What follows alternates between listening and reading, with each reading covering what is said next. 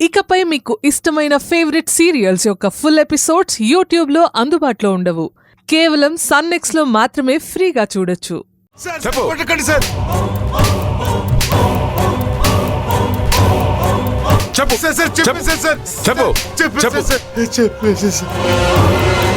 నేను రోజులాగే గార్మెంట్స్ ఫ్యాక్టరీలో అక్కడక్కడ షర్ట్ పీసులు కొన్ని దాచిపెడుతూ ఉంటాను సార్.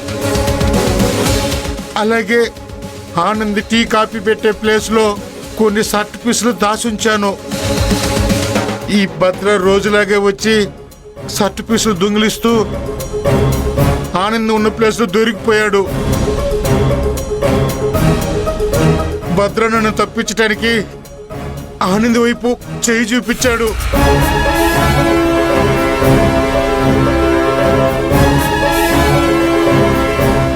మీ గార్మెంట్ కంపెనీలో వర్క్ చేసే విశ్వం ఫోన్ చేసి ఇలా చేయమని చెప్పాడు సార్. నిజానికి ఆనంద్ ఎవరో నాకు తెలియదు సార్. ఇంతవరకు తనని ఎప్పుడు చూడలేదు సార్. మహేష్ సార్, విశ్వాన్ని నాతో దొంగతనం చేయించాడని భద్ర ఇప్పుడు చెప్పాడు. కానీ ఇదే భద్రం ఆనందియే నన్ను దొంగతనం చేయమని చెప్పిందని మా అందరితో చెప్పాడు. అవును, మరి భద్రానికి ఆనంది పేరు ఎలా తెలిసింది? ఆనందియే దొంగతనం చేయమంది అని ఎలా చెప్తాడు? దీని వెనక ఎవరో ఉండి చేయిస్తున్నారు సార్.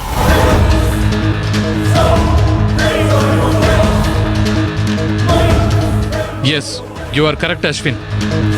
అవును విశ్వం, అశ్విన్ చెప్పినట్టు భద్ర షర్ట్ పీసులు దొంగతనం చేసేటప్పుడు ఎప్పుడన్నా దొరికిపోతే ఆనంది పేరు చెప్పని నువ్వు చెప్పావా?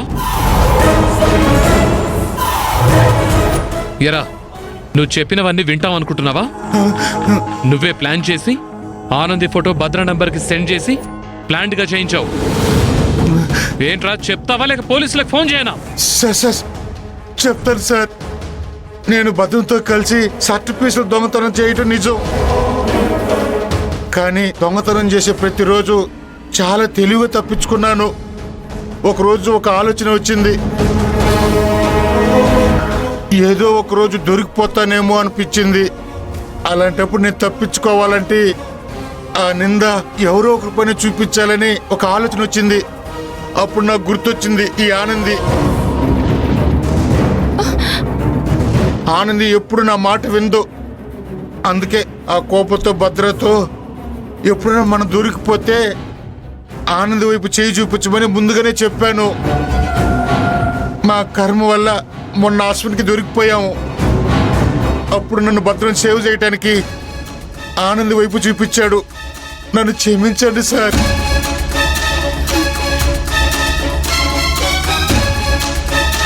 చూశారుగా, దొంగతనం చేయించింది వీడు, ఆనంది కాదు. ఆనంది దొంగ కాదు, అర్థమైందా?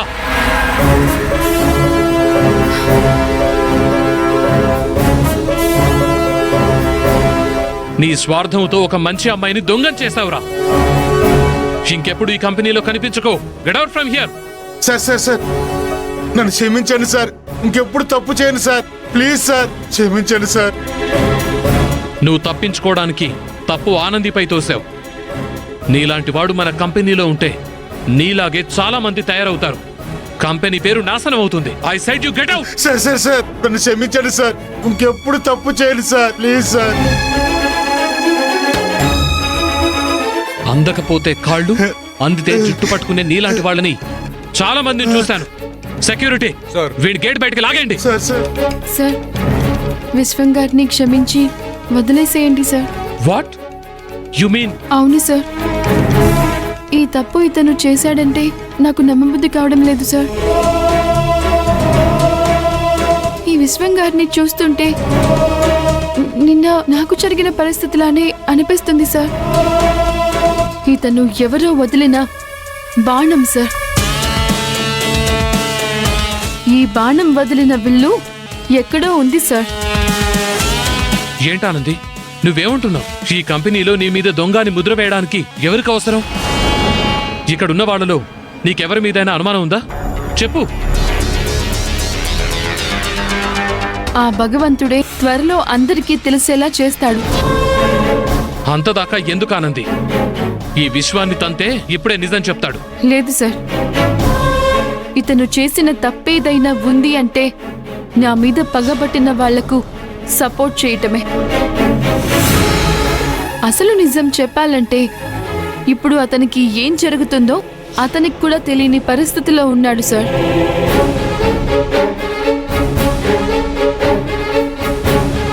విశ్వంని వదిలేయండి సార్ దయచేసి. ఒక్క కారణం చెప్పు. ఇంత పెద్ద తప్పు చేసిన వీణ్ణి వదిలిపెట్టాలా? నాలాగే అతనికి కూడా ఒక కుటుంబం ఉంది సార్. నాలాగే ఇతని కుటుంబంలో కూడా సమస్యలు బాధలు ఉంటాయి. నా వల్ల ఎవరి కుటుంబానికి కష్టం రాకూడదు సార్. ఇతన్ని జాబ్లో నుంచి తీసేయకండి సార్. ఇతను చేసిన తప్పుకి ఇతని కుటుంబానికి శిక్ష విధించకండి.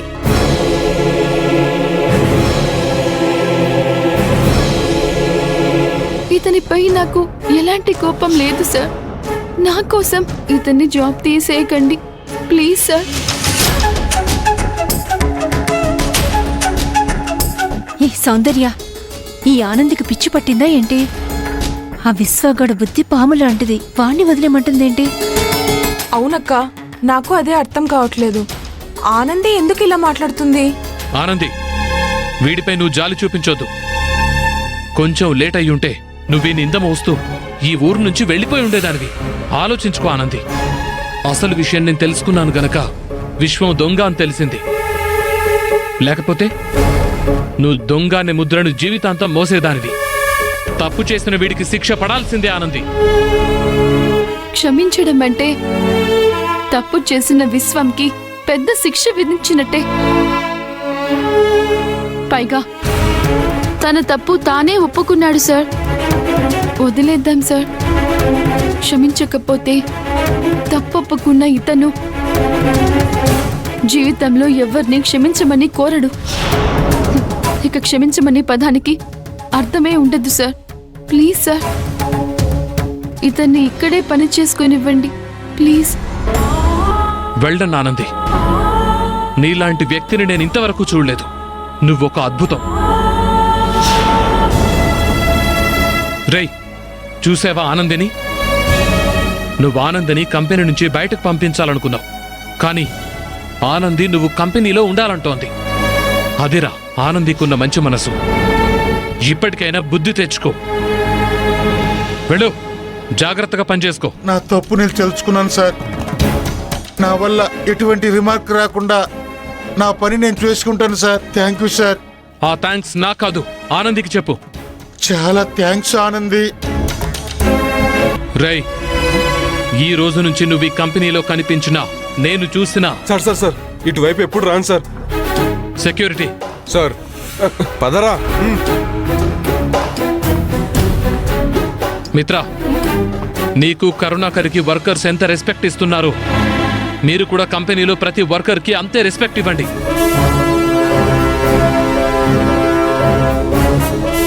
ఇకపై మన గార్మెంట్ కంపెనీలో ఏదైనా ప్రాబ్లం ఉంటే మీరు డైరెక్ట్గా నిర్ణయం తీసుకోవద్దు.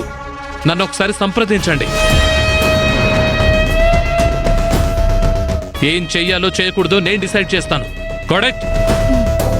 అలాగే సార్. వర్క్ విషయంలో ఎవరైనా తప్పు చేస్తే ఎవరిని జాబ్లో ఉంచాలో, ఎవరిని జాబ్లోంచి తీసేయాలో నేను డిసైడ్ చేస్తాను. Okay sir.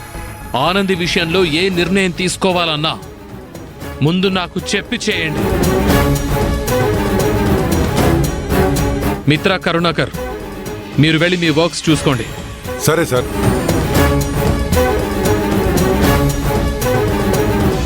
చాలా థ్యాంక్స్ సార్.